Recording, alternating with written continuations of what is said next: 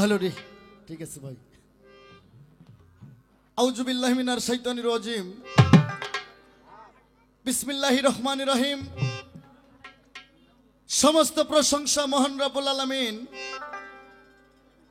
তার ইরশাদ আল্লাহ প্রিয় হাবিব হযরত মুহাম্মদ মুস্তাফা সাল্লাল্লাহু আলাইহি সাল্লাম, আমার পাক নবীজির পাক রোজা মোবারকে আমার ভক্তিপূর্ণ সালাম শ্রদ্ধা ভক্তি যমুনা রেখে সারা বিশ্বের যত ওলি আবদানগণ 1,24,000 মতান্তর 2,24,000 নবী পীর পয়গম্বর সাধু বৈষ্ণব তরিকার আশিকান জাকিরান যাই যেখানে অবস্থান সবার চরণে আমার প্রেম ভক্তি, তার সঙ্গে আমার মা বাবার পাক চরণে প্রেম ভক্তি রেখে আমার যিনি গানের গুরু আমার আব্বুর ছোট ভাই বাউল সম্রাট শাহ আলী, তার পাক চরণে প্রেম ভক্তি রেখে আমার যিনি দয়াল বাবা, যার চরণে আমার সমস্ত পরিবার জান জীবন সমস্ত কিছু কুরবানি দিয়ে দিছি। আর কোথাও হাত দেবেন না ভাই, আপনি চুপ করে বসে থাকেন। সে আমার দয়াল বাবা সিঙ্গার মানিকগঞ্জ আব্দুল রশিদ সরকার ওরূপে রশিদ সাইজি, আমার দরদির পাক চরণে আমার লাখো কোটি ভক্তি চুম্বন রেখে আমার বাজান যদি আমারে গাওয়াই তাহলে আমি গাইতে পারি। বাজান তোমার গাওয়া তুমি গাইবা, আমি মাত্র ওসিলা।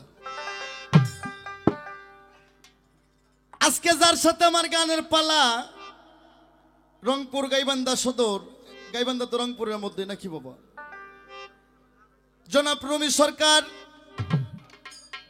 আসলে উনি আমার ছাত্রী, ঠিক আছে আমারই ছাত্রী, তবে উনি আমার যতগুলো সুনাম করে গেল আসলে তা না বাবা।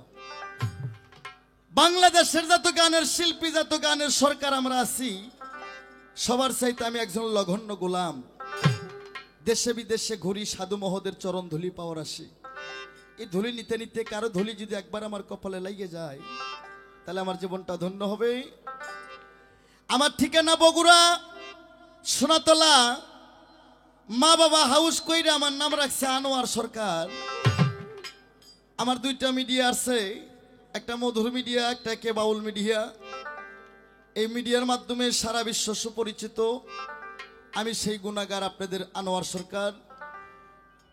আজকের এই অনুষ্ঠানের সভাপতি সহসভাপতি সেক্রেটারি যারা আছেন, আয়োজনে যারা আছেন, যারা অনেক পরিশ্রম করে নিয়ে আসছেন, সকলের কাছে আমার প্রেম ভক্তি আমার ভালোবাসা। আমার মুসলমান ভাইদের প্রতি রইল আমার সালাম, আসসালামু আলাইকুম ওয়া রাহমাতুল্লাহি ওয়া বারাকাতুহু। পাশে থাকলে কোনো হিন্দু দাদা তাদের প্রতি রইল আমার আদাব ও নমস্কার। তবে দরদি আজকের পালা শরীয়ত আর মারফত। কুমুটি বায়না করার সময় আমার কইছে আনোয়ার সরকার আপনারা মারফত গাইতে হইব। আমি ঠিক আছে, এইটাই আমার গুরু রশিদ সরকারের ভাগেও মারফত পড়ে, আমার ভাগেও বাংলাদেশে যেখানে যাই এই পালাটা আমার ভাগই পড়ে। আমার যিনি বিপক্ষের গায়িকা কুখিল কণ্ঠী, ময়না কণ্ঠী, টিয়া কণ্ঠী, বাবা পেশা কণ্ঠী, যার কোনো তুলনা নাই, জনাব রুমি সরকার। উনি গাবে আলেমের পক্ষ। জীবনে বহুত আলেমের সঙ্গে গান গাইছি এই পালা গান জগতে, তবে মহিলা বক্তা আমার এই জীবনে প্রথম পড়ল। তবে আমি ব্যথা পাইছি রে, আমারে কয় আমি একজন শরীয়তের হক্কানি আলেম আর আমি হচ্ছে মারফতের ফকির। কয় আপনার সাথে আমার কোনো তুলনাই নাই। এটা একটা আলেমের কথা। আলেম মানুষ, তারা নাইবের আসল, তাদের কথা হবে কত মধুর মথন। কেউ তাদের যদি বকা দেয় তারা বকা দেবে না, উল্টে তাদেরকে আমাতা সত্যাবে, মানুষ তাদের কথায় হেদায়েত হবে। আর তুমি যে প্রথম যে মার্কা কথা কইলা ভাই, আমার তো মনে হয় এসব সব শরীয়তের বিরুদ্ধে লেখা।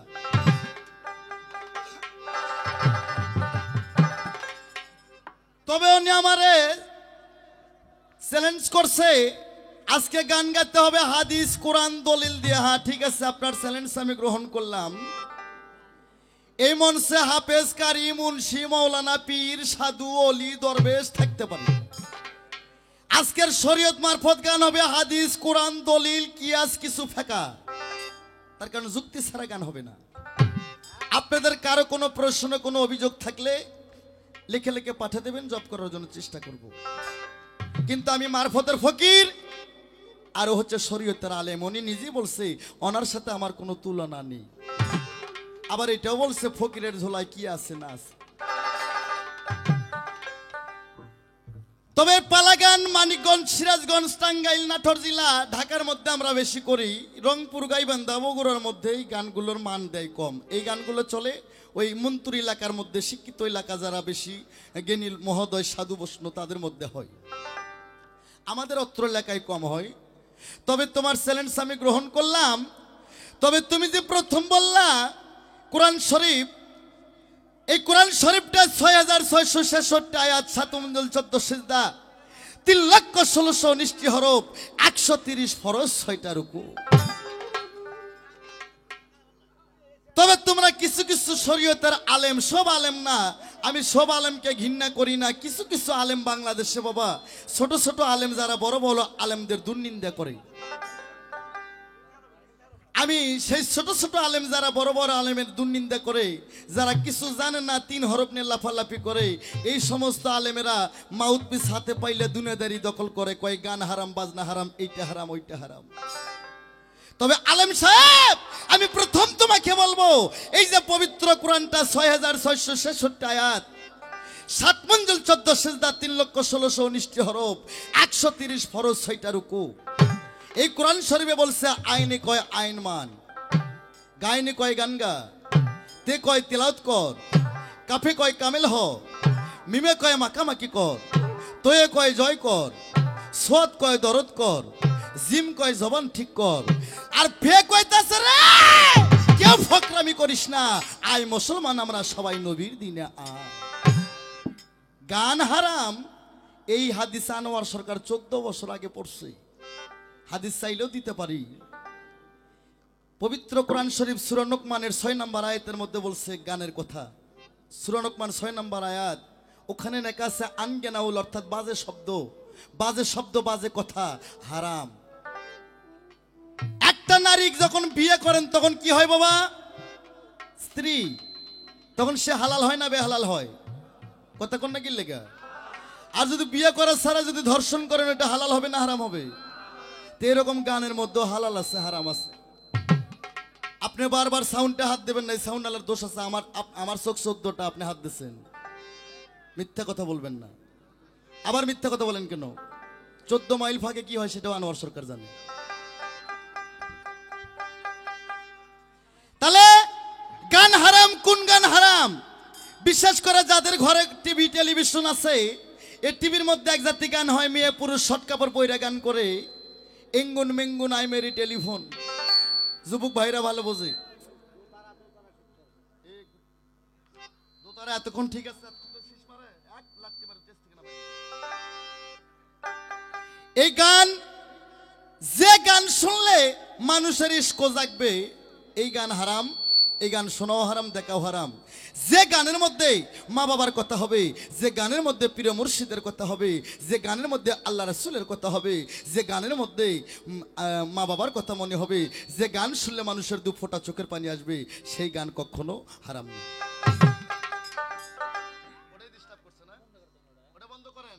সবগুলো ক্লিয়ার রাখেন। জুতারা কমে দিচ্ছেন কে? জুতারা এতক্ষণ ঠিক ছিল, আপনি হাত দেওয়ার পরে শীষ মারছে। আপনার লয়েস কটিত নাই।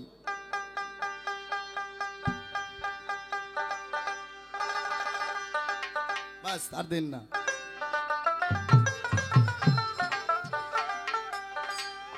তো যাই হোক দরদি, আমি অনেক সময় নিলাম। আমি ছোট্ট করে একটু বন্দনা গাবো।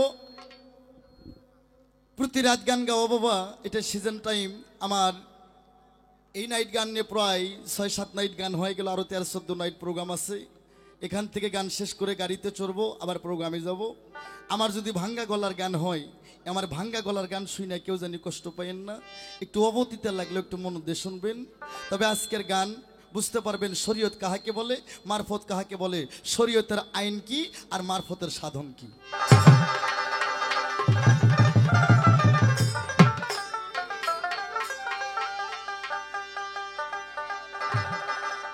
ওরে আল্লাহ তুমি মহান, ওরে সাজাইছো বিশ্ব বাগান, ওরে তাই তো তোমার নাম হইয়াছে হে। রহিম রহমান গো আল্লাহ রহিম রহমান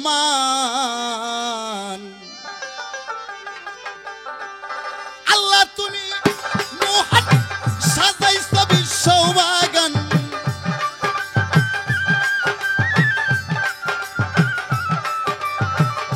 আল্লাহ তুমি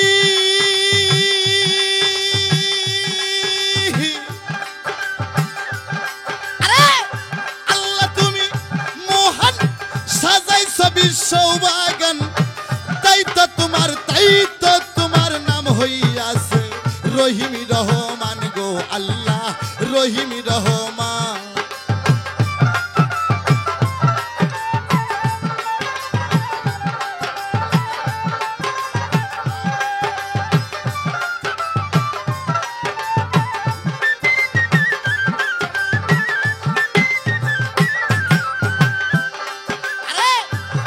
আলহামদুলিল্লাহ হে রব্বুল আলামিন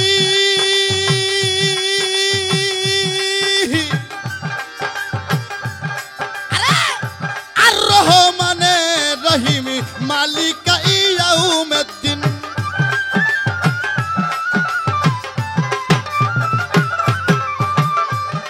আলহামদুলিল্লাহ হে রব্বুল আলামিন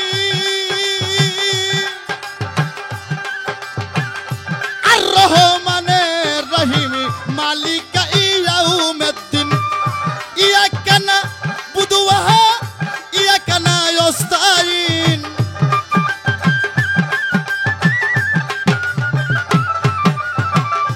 ইয়াকা নাবুদু ওয়া ইয়াকা নাস্তাইন সিরাতুল মুস্তাকিম দেখাও হে তাই তো তোমার নাম হইয়াছে রহিম রহমান গো আল্লাহ রহিম রহমান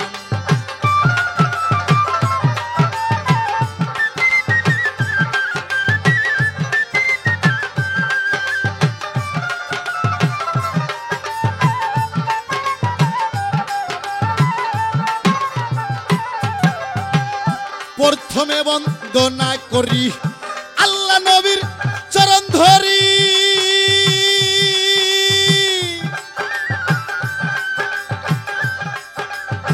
হযরত আলীর পাক চরণে সালাম জানাই হে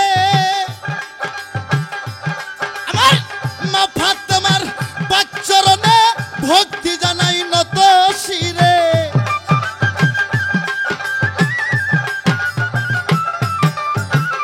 মা ফাতেমার পাক চরণে ভক্তি জানাই নত শিরে ইমাম দুই ভাই হাজার সালাম জানাই হে তাই তো তোমার নাম হইয়াছে রহিম রহমান গো আল্লাহ রহিম রহমান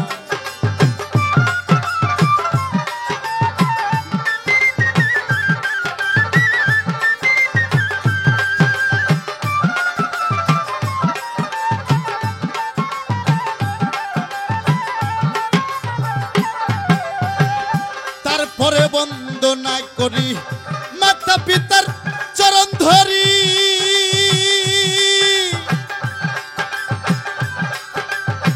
পীর মুর্শিদের পাক চরণে সালাম জানাই হে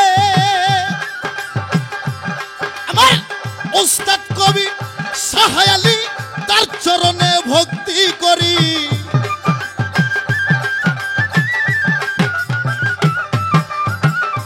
উস্তাদ কবি শাহ আলী তার চরণে ভক্তি করি করুণা করো আব্বা আমাই হে তাই তো তোমার নাম হইয়াছে রহিম রহমান গো আল্লাহ রহিম রহমান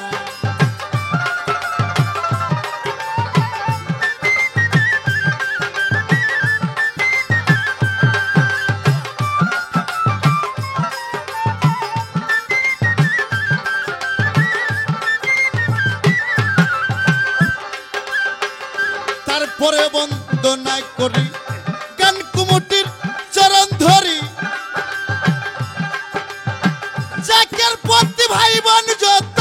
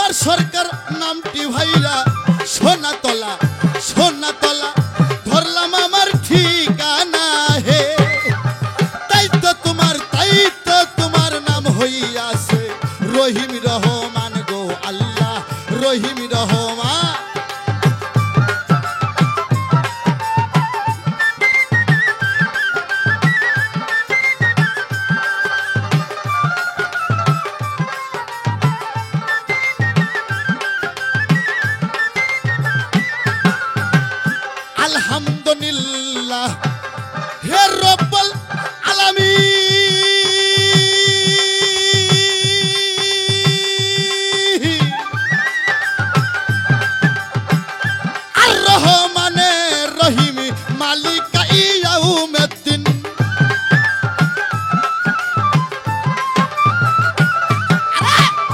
আলহামদুলিল্লাহ হে রব্বুল আলামিন আর রহমানের রহিম মালিক ইয়াউমিদ্দিন ইয়াকা নাবুদু ওয়া ইয়াকা নাস্তাইন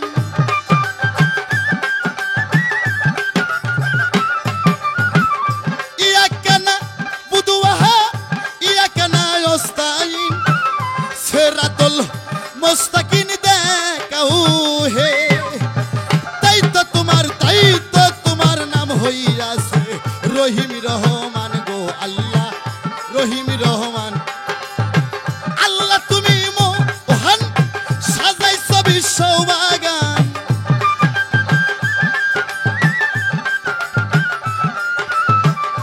আল্লাহ তুমি মহান সাজাইছো বিশ্ববাগান তাই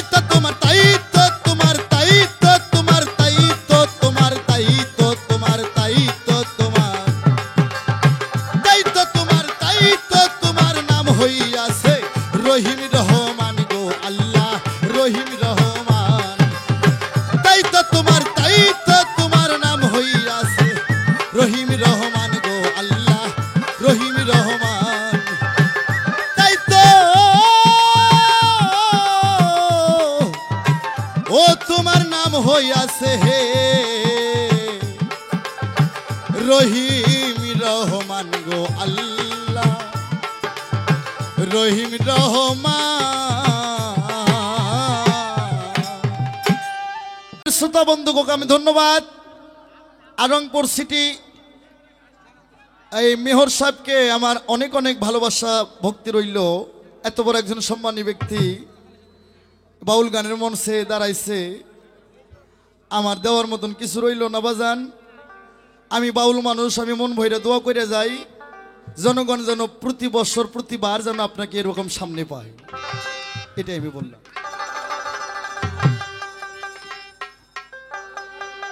এই দোতারা একটু বাড়ান তো দোতারা একটু বাড়ান একটু দোতারা থাক থাক দোতারার তারটা আমার চিনলেন আমারটা দোতারা আচ্ছা আসলে বিষয়টা হলো কি বাজান পালা গানের একটা ধারা আছে একটা স্পিরিট আছে বাজান এর মধ্যে বিঘ্ন ঘটলে পালা গানের স্পিরিটটা স্তরটা সেটা থাকে না বাবাজি মুরব্বী আপনি একটু বসেন বাজান মনসে ঘোরাঘুরি করেন না তবে উনি শরীয়তের আলেম আমি মারফতের ফকির মনে নাই বাজান আমারে কয় মারফতটা কি এটা ধরা যায় না খাওয়া যায় না গাউত মাখা যায় এই আনোয়ার সরকারের সামনে দাঁড়াইয়া কথা বলো গান গাও একটু বুঝে শুনে গাইও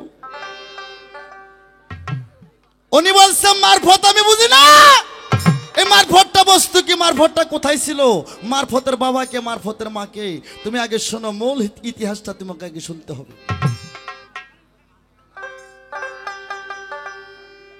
এই পৃথিবী ছিল অন্ধকার ধন্ধকার কুয়াকার রে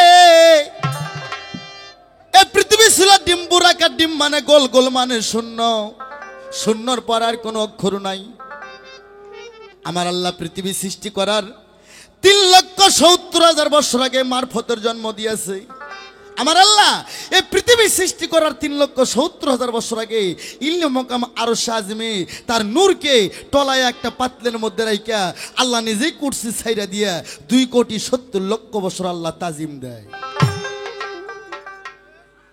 তাই পৃথিবীতে মারফতটা প্রকাশ কি করে পায় আমার বিশ্ব নবী আহমদে মুস্তফা মোহাম্মদে মুস্তফা যাকে সৃষ্টি না করলে জগৎ সৃষ্টি হইতো না যে নবীকে সৃষ্টি না করলে কোরআন সৃষ্টি হইতো না যে নবীকে সৃষ্টি না করলে এই কুল কায়নাতের এক কোনা বালুর দানাও আল্লাহ সৃষ্টি করতো না আমার নবী যখন পৃথিবীতে আসলেন কিন্তু আবার পৃথিবী থেকে যাবে কিন্তু তুমি শরীয়তের আলেম তুমি সব আলেমকে আমি কই না তোমার মতন কিছু কিছু আলেম কই নবী আমার মইরা গেছে আর মক্কায় হজ কইরা মদিনার যাওয়ার কোনো প্রয়োজন আসে না এত বড় কাফিরি কথা, এত বড় বেদিন কথা তোমরা কেউ কইও না। এখানে হাদিস স্বাক্ষর দিচ্ছে হায়াতুল মুরসালিন, নবী নবী আমার হায়াতে জিন্দা। নবী যদি মইরা যায় তাহলে সাফায়াত করবে কে বাবা? তাই তোমাদের আলেমদের এটা মুখ রুচি কথা, তোমাদের একটা স্বভাব। নবী মরে নাই, হায়াতুল মুরসালিন, নবী নবী আমার হায়াতে জিন্দা। এই পৃথিবীর যতদিন একটা মানুষ জিন্দা আছে, আমার নবী করিম সাল্লাল্লাহু আলাইহি সাল্লাম সেও জিন্দা আছে। তাই আমার নবী শেষ বিদায় হজ ঈদে গাদিরে 18 জিলহজ আমার নবী একটা ভাষণ দিল। ওই ভাষণটার নাম বলা হয়েছে ইসলামের জাহান। ঈদে গাদিরে যখন আমার নবী ভাষণ দিল, স্বর্ণক্য সাহাবী ছিলেন। আমার নবী বললেন, ইয়ার সাহাবীগণ, ওলামা ইকরামগণ, আজ থেকে 4 দিন পর আমি নবী রফাত হয়ে যাব, আমি পর্দা নেব। তখন স্বর্ণক্য সাহাবী বললেন, ইয়া রাসূলুল্লাহ, ইয়া হাবিবাল্লাহ, আপনি নবী পর্দা নেবেন, তাহলে আপনার ইসলামকে, আপনার ধর্মকে আমরা কি করে ধরে রাখবো? আরে তখন আমার নবী কাঁদতে কাঁদতে বলতেছে, ইয়ার সাহাবীগণ রে, বাবা তোমরা আমার আল্লাহকে মানো? কয় হুজুর মানি। কয় তোমরা কি আমার কোরআন মানো রে? কয় হুজুর মানি। বলে আমাকে মানো? কয় হুজুর মানি। কেমন মানো?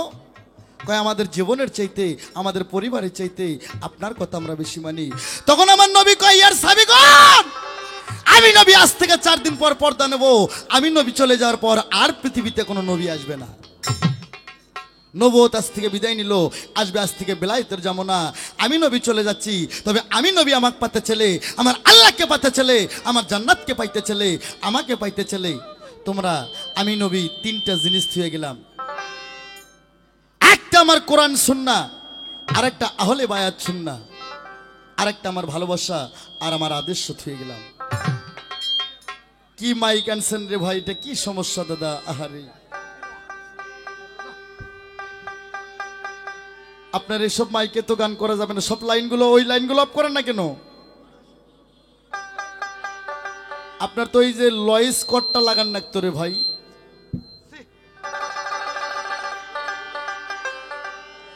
তাই আমার নবী বললেন, আমি 3টা জিনিস থুয়ে গেলাম। একটা থুয়ে গেলাম আমার কোরআন সুন্নাহ, আর একটা থুয়ে গেলাম আহলের বায়াত। কিন্তু কিছু কিছু আলেম, সব আলেম না, যারা দেওবন্দ আলেম, এরা কয় একটা কোরআন সুন্নাহ আর একটা হাদিস সুন্নাহ। এক থাপ্পড় 32টা দাঁতের মারি ফেলাই দেবো আমি। এই নবী মরার কত বছর পর হাদিস আসছে কইতে পারো? নবী আমার 2টা জিনিস থুয়ে গেছে, একটা কোরআন সুন্নাহ আর একটা আহলের বায়াত সুন্নাহ। আর নবী 2টা জিনিস ব্যক্তিগতভাবে বলে গেছে, থুয়ে গেলাম আমার আদর্শ, থুয়ে গেলাম আমার ভালোবাসা। এই লোকজন, আজ থেকে আর কোনো নবী আসবে না। আমি নবী আমাকে যদি পেতে চাও, আমি নবী যদি এলেমের শহর হই, এই শহরে আসার প্রথম রাস্তা, প্রথম দরজাটা আমার আলী মাওলা মুশকিল গোসা হযরত আলী। আমি নবী যদি এলেমের শহর হই, শহরে আসার প্রথম দরজাটা হযরত আলী।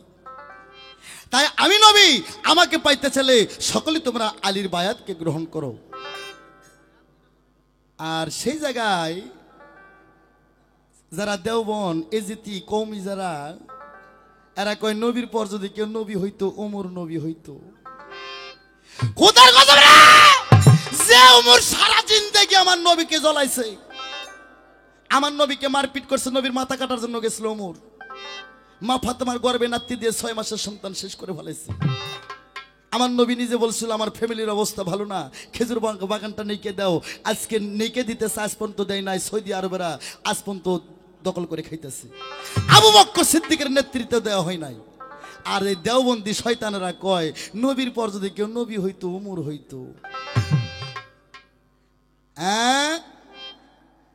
পাকে পাক পাঞ্জাতন, যে পাঞ্জাতনকে সৃষ্টি না করলে আল্লাহ জগৎ সৃষ্টি করতো না, সেখানে আলীর কথা নাই। তোমরা মোসরায় পরিচয় দাও বাবা, তো এই শব্দ কইলে তোমরা ধরা খেয়ে যাইবা।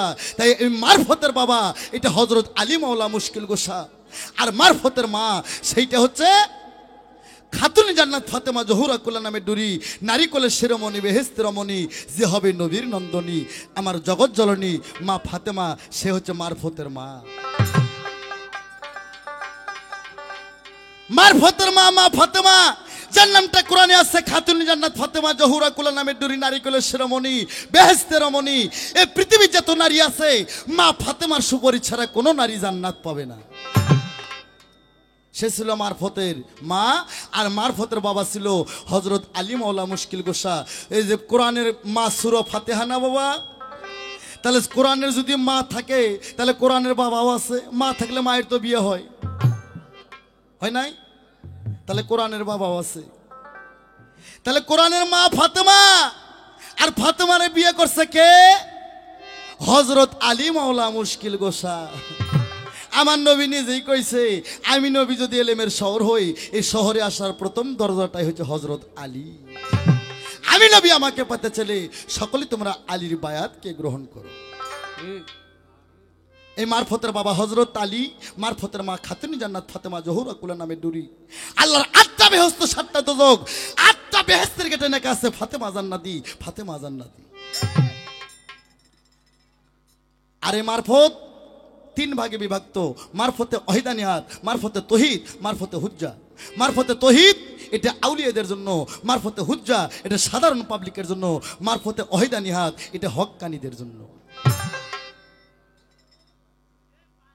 মারফত সিরাতুল মুস্তাকিমের পথ, মারফত নগদে জান্নাতের পথ। আমার নবী বলেছে, আমি যাহা দেখে গেলাম, আমি যাহা করে গেলাম, তাহাই মারফত। মারফত শব্দ, মারফত মা মানে নিস, নিস মানে সিনা এবং জানা। নবী বলেছে, আমি যাহা দেখে গেলাম, আমি যাহা চিনে গেলাম, তাহাই মারফত। নবী 40 বছর বয়সে নবী হইতে পাইছে, 52 বছর বয়সে নবী মেহরাজে গেছে, 53 বছরে নবী হিজরত করছে, 27 বছর মেরাজ করার পর তোমার শরীয়ত নিয়ে আসছে। যে কবা দিনের কথা, শরীয়তটা নিয়ে আসে উম্মতের উপর সিটে দেওয়ার পর 23 বছর পরই নবী আমার মইরা গেছে, নবী আমার পর্দা নিয়ে গেছে। আর 40 বছর নবী আমার মারফতের সাধন করছে। তাই মারফত মা মানে নিস, নিস মানে সিনে এবং জানা। নবী পাক জবানে বলছে, আমি যাহা দেখে গেলাম, আমি যাহা বুঝে গেলাম, তাহাই মারফত।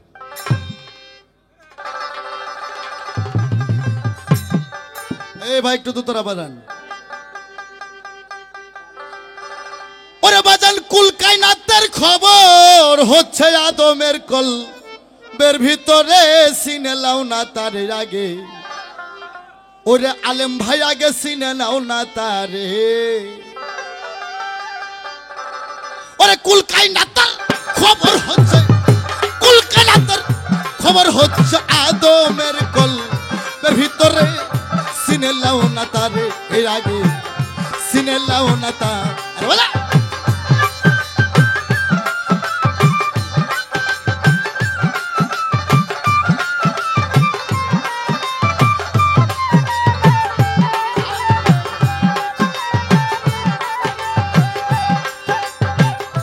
ওরে মন নিঃশব্দ হো ইতের মন, আদম যখন নখদারে করিল ধারণ, হারাইয়া শরম ভরম পর্দা উল্লাহ করে, ও নিজ পর্দা উল্লাহ।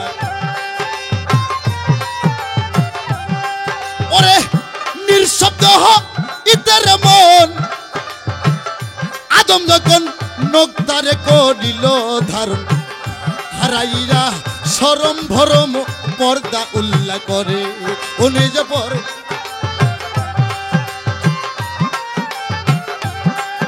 আল্লাহ নিজে একটা কুরসি দিল কলবের ভিতরে,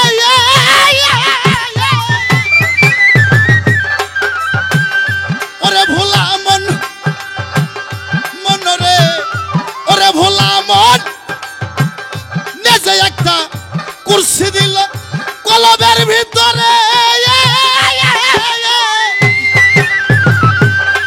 আরে হকের হাকিম নাম ধরিয়া,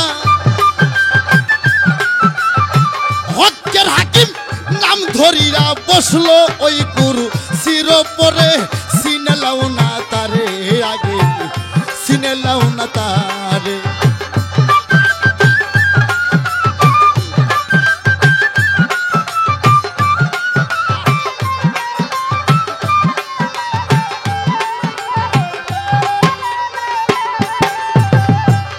ওরে মন যাইতে কহ লোভে পথে, পারসের রস নিয়া খাইতে, যোগসূত্র হয় নাবির সাথে, মায়ের ইউদুরে, ওই গো মায়ের ইউদুরে।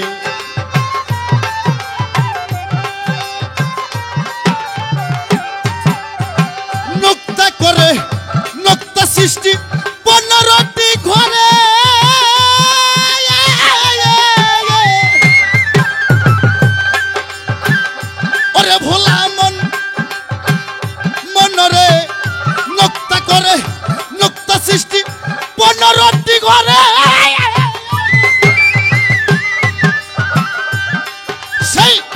15টি নোক্তার দ্বারাই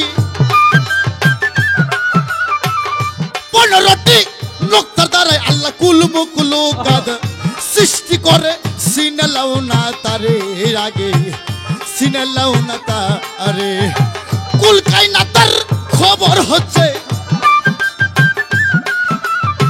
কুল কায়নাতের খবর হচ্ছে আদমের কলবের ভিতরে সিনালাও না তারে আগে সিনালাও না তারে সিনালাও না তারে আগে ওরে মন সিনালাও না তারে আস্তে